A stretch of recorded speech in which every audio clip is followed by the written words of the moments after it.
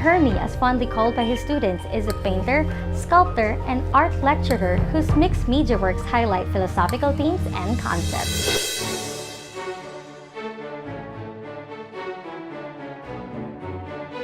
In my case, I'm always doing artwork based on my experience.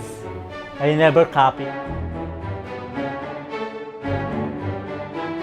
His exceptional style has earned him many awards and recognitions like the third prize in GSIS National Art Competition in 2016, second prize in DNR National Art Competition in 1995, and first prize in T1 and Sining Awards for his terracotta sculptures in 1996.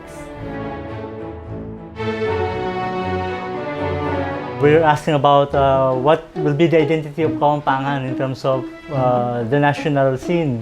Since we have abundance of sand in Pampanga, we tend to come up with that kind of medium that will be the sand art. He was also the Philippine representative to the Osaka 7th Triennial Art Competition in Osaka, Japan. In 1998, he was conferred the Most Outstanding Kapampangan Awardee for Arts and Culture in the field of painting.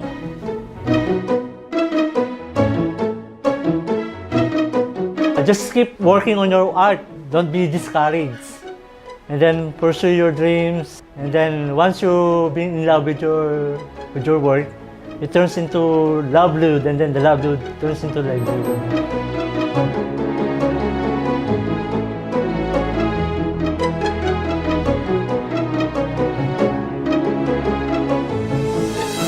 Kapampangans are known for great family ties, and we will learn how one artist carries on a family tradition when My City, My SM, My Art returns.